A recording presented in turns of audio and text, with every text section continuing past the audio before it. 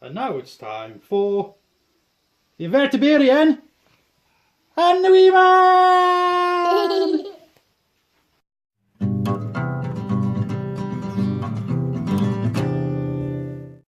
So it's me, the Invertabarian, and the Wee Man! Say hiya! Okay, don't. Hey! Say hiya! Say hiya! Yeah! Okay, so it's...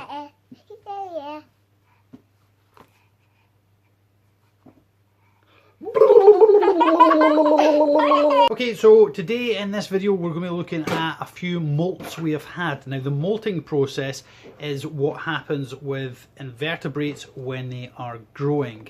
Now invertebrates, their skeleton is on the outside of their body. This is the exoskeleton, and therefore when they are growing within themselves they must cast off this external exoskeleton to allow the newer, often bigger version to emerge. Before we continue to have a look at who's molted in our collection, I would like to say a huge condolence to the tarantula cave.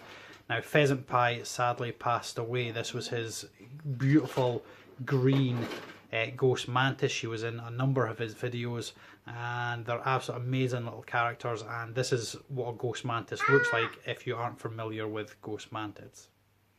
Okay, so this here is my ghost mantis. You'll see she is brown. Now normally they would have a crown up off the top of the head there, but for some reason wherever the camera is, mine's is missing that. But as you can see, they're not the largest of mantid species, but they are very, very beautiful and amazing little characters. Daddy, let's see. You want to see?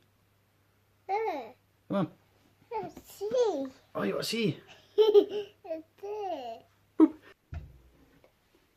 As I say, you know, huge condolences to our friends at the Tarantula Cave. Green ones, especially in my experience, I've kept a number of ghost mantids, and in all the ones I've ever kept, I've only ever had one green one. So they are, to my knowledge, relatively rare in comparison to their brown counterpart there. So as I say, huge condolences to you, mate. I understand fully, and yeah, sorry for that. Kind of brings me on to the whole weather we've been having recently. I know a lot of people have really struggled with maintaining temperature and optimal conditions for their collections. A lot of people have suffered losses, myself included. I've lost quite a number of slings, especially trying to maintain proper climates for them. So yeah, this year seems to have been particularly difficult. We've had an amazing over-the-top hot summer, followed by, coming into the end of it, some really erratic weather conditions, and ergo it makes it incredibly difficult to maintain things correctly for the collection. So I've kind of beaten myself up hugely about the losses I've had, but I know it's been quite a big problem across the board. Not that it particularly makes me feel any better about it, because it still sucks to have lost, but I understand that the weather has played a huge part. But with that, it's also created a lot of growth, new life, things to develop and move on. So let's go have a look at those molts before I prattle on anymore. So you've molted. There's a tiny little molt. I can see you down there. Look how awesome you are.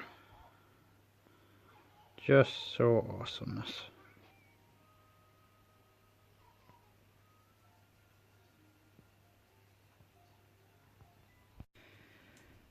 Tiny little Lacidora parabiama. Was not expecting that. Look at that tiny little molt.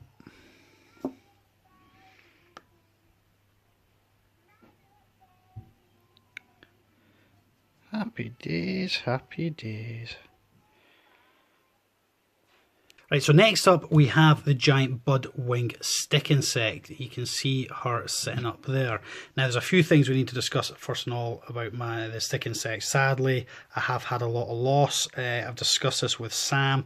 The two smaller ones suffered phantom limb loss. We think that could have been due to humidity, and the other large one had a really bad molt, lost all of her legs, and so sadly didn't survive. However, this one has molted. She is female. They were all female. They are parthogenic, so they don't actually need a male to reproduce. One of my subscribers did suggest removing the dirt and putting kitchen towel down in order to be able to collect the ova or eggs, which is something I'm still considering doing. You will see up the back there, although somewhat grainy, right at the very back there are a couple of the molted legs. Now perhaps somebody could clear this up for me, because it's my belief, and I'm sure I witnessed this but was unable to film it, she actually ate the old molt. I can't find any of it on the ground. There's the odd leg hanging there, as you can see, but as far as I'm aware, she has actually consumed her old molt. So if somebody could please confirm for me that these originate from Thailand. They are giant budwing stick insects, believed to be beginners. I personally haven't had much success thus far, but hopefully this girl here will turn that around for me.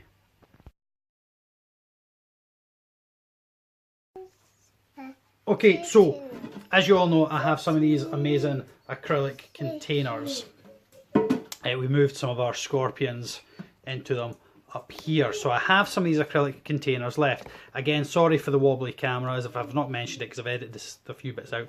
The tripod is broken and I have to keep nudging it back, and it's actually getting on my wick. I'll get a new one.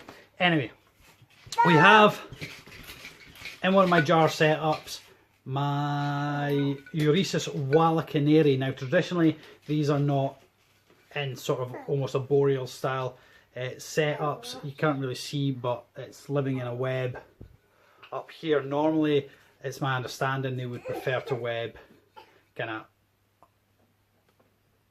yeah, terrestrially.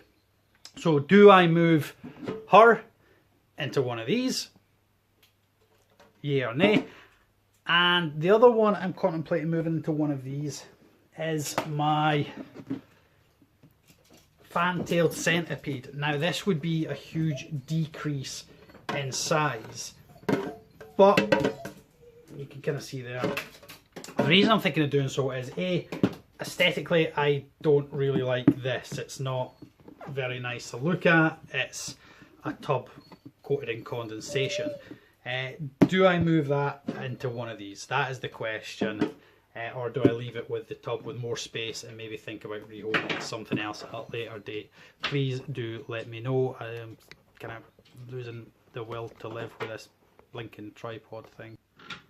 Okay, it's down there. It's not huge. It's not a big centipede at all. So yeah, do I move it or do I leave it? That's the question. So please do let me know what you think. Move them or just leave them as they are. It's, yeah, don't know. So finally, I should hopefully have a few new arrivals coming. There's some things I've got my eyeballs on. Fingers crossed. Some of them I do have experience with, so I'm relatively confident I can keep correctly and shouldn't have any problems. And so that just leaves me one more thing to say. Keep to my attention, one of my subscribers has got themselves a new job working in an aquatic store. So I would just like to say best of luck to you, Harry Bell. I believe you watch my channel and I really wish you the best of luck. I know you're surrounded by excellent co-workers. So yeah, I just wanted to say thank you ever so much for watching the channel, and yeah, best of luck. Do enjoy the new job. Okay, so we've discussed molts, we've discussed loss, we've discussed life. We've given you a few ideas of things that we might rehome. So the only thing that is left for me to say, which he's already said, is a bye-bye from me and a bye-bye from him. Bye-bye. Say bye-bye. Huh? Oh no! Bye-bye! Bye! Say bye-bye, you turd face. Bye-bye.